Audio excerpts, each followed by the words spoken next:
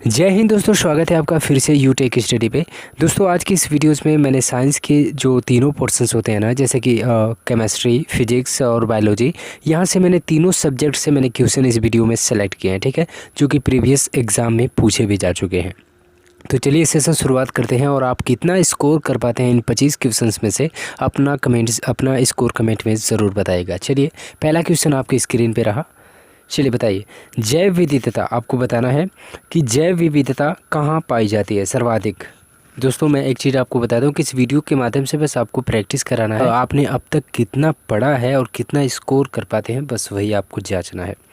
पहला है कि जैव विविधता, सर्वाधिक जैव विविधता कहाँ पाई जाती है, आपको बताना है।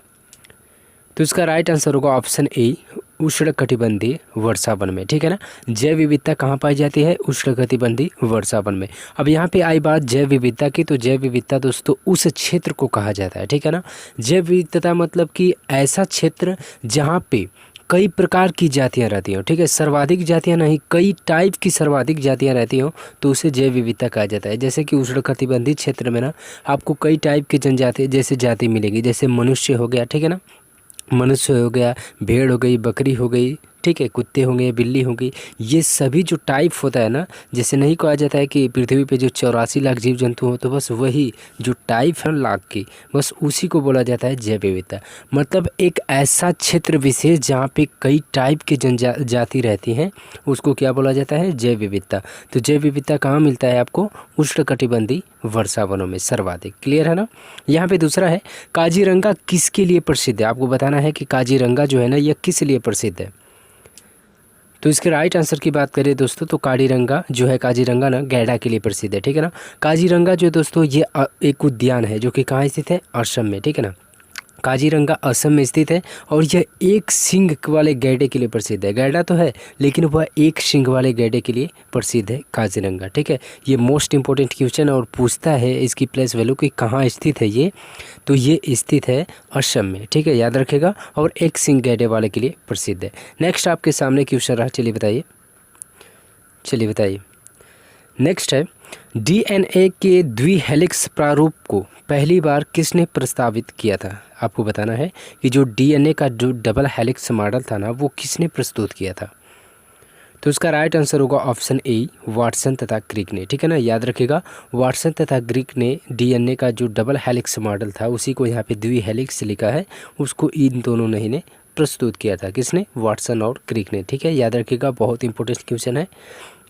नेक्स्ट है, न्यूक्लियस की खोज सर्वप्रथम किसने की थी। आपको बताना है जो न्यूक्लियस है ना, इसकी खोज सर्वप्रथम किसने की थी। तो इसका राइट आंसर होगा ऑप्शन डी, ब्राउन ने, ठीक है ना, याद रखिएगा कि जो न्यूक्लियस होता है ना, न्यूक्लियस की खोज किसने की थी, डी ब्राउन ने, ठीक है, याद रखिएगा। नेक्स्ट है आपके सामने, कोशिका की क्रियात्मक गतिविधियां नियंत्रित होती हैं। आपको बताना है कि जो कोशिका होता है ना, कोशिका की जो क्रियात्मक गतिविधियां होती हैं, वो किन के द्वारा नियंत्रित की जाती हैं। आपके सामने ऑप्शंस हैं, केंद्रिका द्वारा, जीव द्रव्य के द्वारा, माइटोकॉन्ड्रिया के द्वारा, एंड ऑप्शन डी, केंद्रक के द्वारा। तो इसका राइट आंसर होगा ऑप्शन डी दोस्तों, केंद्रक के द्वारा, ठीक है ना। जो कोशिका की क्रियात्मक गतिविधियां होती है ना, वो केंद्रक के द्वारा कंट्रोल की जाती है, याद रखिएगा। नेक्स्ट है, गुणसूत्र शब्द प्रदान किया है। आपको बताना है कि जो गुणसूत्र दोस्तों, इसे इंग्लिश में याद रखिएगा क्रोमोसोम बोला जाता है, ठीक है ना, मोस्ट इंपॉर्टेंट क्वेश्चन है ये। गुणसूत्र को यदि क्रोमोसोम कह दे तो आप कन्फ्यूज मत होइएगा, हालांकि इसी का ये इंग्लिश नेम है, क्रोमोसोम। तो गुणसूत्र शब्द प्रदान किया था, किसने किया था। तो गुणसूत्र शब्द का जो सबसे पहले यूज़ किया गया था ना, वो वाल्डेयर के द्वारा यूज किया गया था। याद रखिएगा कि इनके द्वारा प्रदान किया गया था, वाल्डेयर के द्वारा। क्लियर है ना। नेक्स्ट क्वेश्चन आपके सामने रहा, चलिए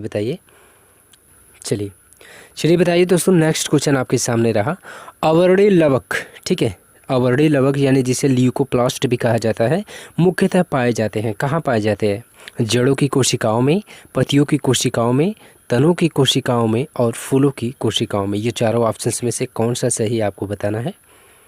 तो इसका राइट आंसर होगा ऑप्शन ए, जड़ों की कोशिकाओं में, ठीक है। जो अवर्णीय लवक होते हैं, जिसे ल्यूकोप्लास्ट भी इंग्लिश में बोला जाता है, तो कहाँ पाए जाते हैं, जड़ों की कोशिकाओं में। क्लियर है ना। नेक्स्ट है, फूलों और बीजों को विभिन्न प्रकार के आकर्षक रंग प्रदान किए जाते हैं।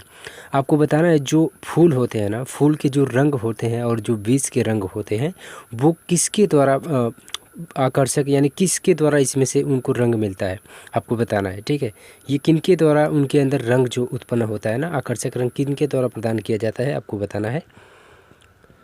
तो इसका राइट आंसर होगा ऑप्शन बी, क्रोमोप्लास्ट, ठीक है ना दोस्तों। क्रोमोप्लास्ट के द्वारा ही फूलों और बीजों को विभिन्न प्रकार के रंग प्रोवाइड किए जाते हैं, याद रखिएगा। नेक्स्ट है, पत्तियों को हरा रंग प्रदान करता है, ठीक है ना। पत्तियों को हरा रंग प्रदान करता है, कौन करता है? ऑप्शन है आपके सामने, option A chromoplast, option B chloroplast, option C leucoplast and option D tonoplast होगा। कौन सा ऑप्शन सही आपको बताना है। तो इसका ऑप्शन जो बी है ना, क्लोरोप्लास्ट। याद रखिएगा कि जो पत्तियों का हरा रंग होता है ना, क्लोरोप्लास्ट के द्वारा होता है। इसे देखिए इंग्लिश में क्लोरोफिल भी बोला जाता है, याद रखिएगा। इससे एक और क्वेश्चन जैसे बनता है दोस्तों कि जो पत्तियों का रंग हरा होता है ना, वो किसके कारण होता है? तो क्लोरोफिल के द्वारा, और उसे हिंदी में ये देखा है रूपांतरण करके तो पर्णहरित के द्वारा, याद रखिएगा, ठीक है ना।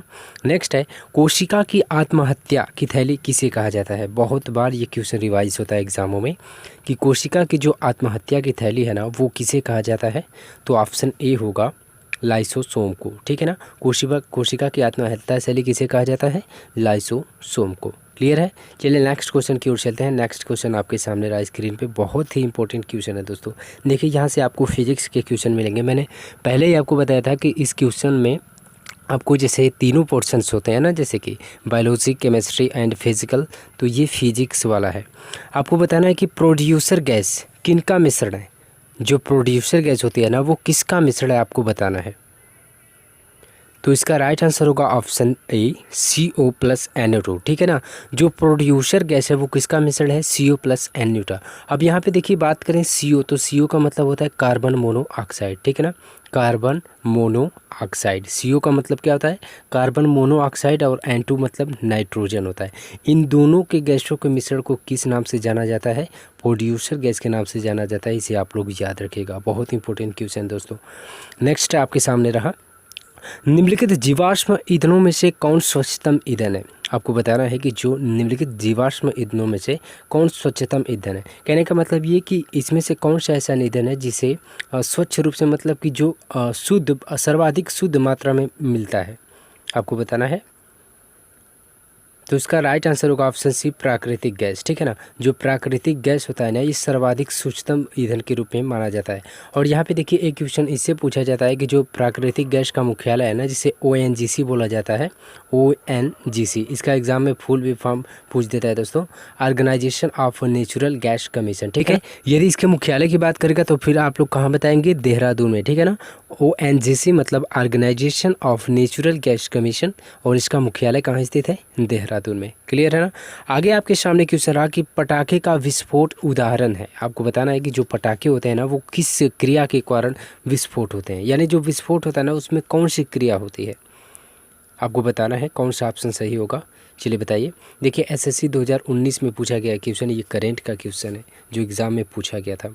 तो जो पटाखे का विस्फोट है ना दोस्तों, ये दहन के कारण होता है, ठीक है ना। जब पटाखे फूटते हैं तो क्या होता है? दहन होता है, इसे याद रखिएगा। नेक्स्ट आपके सामने क्वेश्चन रहा, नेक्स्ट आप चलिए बताइए। नेक्स्ट है, वे पदार्थ जो जलकर ऊष्मा प्रदान करते हैं कहलाते हैं। चलिए बताइए, बहुत ही इंपॉर्टेंट क्वेश्चन ये भी है दोस्तों कि वे पदार्थ जो जलकर ऊष्मा प्रोड्यूस करते हैं उन्हें क्या बोला जाता है? तो इसका राइट आंसर होगा ऑप्शन डी, ईंधन, ठीक है ना। वैसे पदार्थ जो जलकर ऊष्मा दोस्तों प्रदान करते हैं ना, उन्हें ईंधन कहा जाता है, याद रखिएगा। नेक्स्ट है आपके सामने, लाल तप्त कोक पर जलवाष्प प्रवाहित करने से कार्बन मोनोऑक्साइड एवं हाइड्रोजन गैसों का मिश्रण प्राप्त होता है, और उसे किस नाम से जानते हैं, आपको बताना है। उसे कहते हैं क्या? तो आपको सामने ऑप्शन है जैसे ए कोल गैस, बी जल gas, C producer gas and D biogas, ठीक है। तो यहाँ पे मैंने आपको प्रोड्यूसर गैस बता दिया है, इन्हीं दोनों में से एक होगा, ठीक है ना। इन्हीं दोनों में से आपको चारों में से, हालांकि आपको चारों में से क्लियर करना है। तो इसका राइट आंसर की बात करें दोस्तों तो जल गैस, ठीक है ना। याद रखेगा कि जो लाल तप्त पे यदि उस पर कार्बन मोनोऑक्साइड तथा हाइड्रोजन गैसों का मिश्रण प्राप्त होता है ना, तो उसे जल गैस के नाम से जाना जाता है, याद रखिएगा।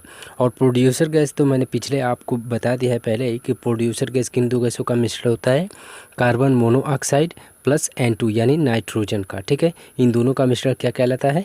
प्रोड्यूसर गैस, ठीक है ना। अब जबकि यहाँ से क्वेश्चन बहुत बार पूछता है दोस्तों, यदि क्वेश्चन बनता है ना तो प्रोड्यूसर गैस से सर्वाधिक बनता है इसकी तुलना में, चलिए यहाँ पे देखते हैं कार्बन मोनोऑक्साइड तथा नाइट्रोजन गैस की मिश्रण को क्या कहते हैं। देखिए इससे रिलेटेड, प्रोड्यूसर गैस से रिलेटेड 3 क्वेश्चन आपको इस वीडियो में मिल गए।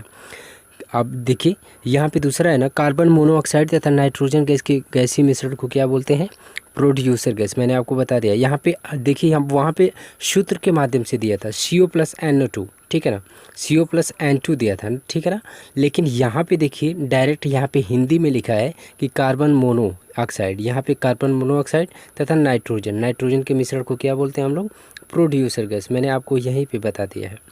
अब चलिए यहाँ पे नेक्स्ट है, प्राकृतिक गैस में मुख्यतः रहता है। आपको बताना है कि जो प्राकृतिक गैस होती है ना, उसमें मुख्यतः जो पाया जाता है वो क्या होता है। तो ऑप्शन ए मीथेन होता है, ठीक है, याद रखिएगा मीथेन होता है। और मीथेन का जो अणु सूत्र होता है CH4, याद रखिएगा। केमिकल फार्मूला क्या होता है इसका, CH4 मीथेन का फार्मूला होता है। और दोस्तों इसे ही हम लोग मार्स गैस के नाम से जानते हैं। पूछता है कि दलहनी क्षेत्रों में, ठीक है ना, जो दलहनी क्षेत्र होता है ना, उसमें कौन सी गैस सर्वाधिक निकलती है, तो CH4 निकलती है, जिसका अणु सूत्र CH4 होता है, जिसे मीथेन कहते हैं। और इसे ही मार्स गैस के नाम से जानते हैं। इतना आप लोग याद रखिएगा। चलिए नेक्स्ट क्वेश्चन की ओर चलते हैं। नेक्स्ट आपके सामने क्वेश्चन रहा, रेडियोधर्मिता की खोज किसने की थी। आपको बताना है कि जो रेडियोधर्मिता होती है ना, इसकी खोज किसने की थी। SSC 2014 और SSC 2015 में ये क्वेश्चन रिवाइज हुआ है, आपको बताना है।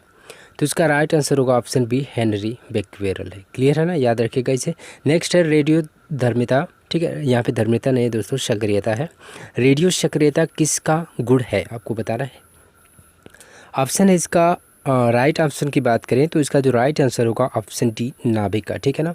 जो रेडियो सक्रियता प्रॉपर्टीज़ है ना, वो नाभिक का एक क्या है, गुण होता है, इसे याद रखिएगा। नेक्स्ट है, रेडियो धर्मिता का यूनिट क्या है। सबसे इंपॉर्टेंट क्वेश्चन ये भी रहा दोस्तों कि रेडियो धर्मिता का जो यूनिट, जो इकाई बोली जाती है ना, वो इनमें से क्या है। एंगस्ट्रम, कैंडेला, फर्मी एंड आपके सामने डी ऑप्शन है क्यूरी। चलिए बताइए। तो इसका राइट आंसर होगा ऑप्शन डी, क्यूरी, ठीक है ना। जो रेडियो धर्मिता होती है ना, वो क्यूरी, इसकी जो इकाई होती है क्या होती है, क्यूरी होती है, याद रखेगा। नेक्स्ट है, रेडियोधर्मी तत्व किसका उत्सर्जन करते हैं। बहुत इंपॉर्टेंट क्वेश्चन है ये कि रेडियोधर्मी जो तत्व होते हैं ना, वो किस चीज़ का उत्सर्जन करते हैं, आपको बताना है। तो इसका राइट आंसर होगा दोस्तों ऑप्शन बी, अल्फ़ा, बीटा और गामा विकिरण, ठीक है ना। जो अल्फ़ा, बीटा और जो गामा विकिरण होती है ना, वो कौन से तत्व उत्सर्जित करते हैं, रेडियोधर्मी तत्वों के द्वारा उत्सर्जन होता है। इतना याद रखिएगा आप लोग। नेक्स्ट आपके सामने रहा, चलिए बताइए। नेक्स्ट है, प्रकाश का वेग सर्वप्रथम किसने ज्ञात किया था। आपको बताना है कि जो प्रकाश का जो वेग होता है ना, वो सबसे पहले किसने ज्ञात किया था कि प्रकाश का भी वेग होता है। तो इसका ऑप्शन होगा राइट ऑप्शन सी, रोमन ने, ठीक है ना। रोमन ने सबसे पहले यह ज्ञात किया था कि प्रकाश में भी वेग होता है। क्लियर है ना।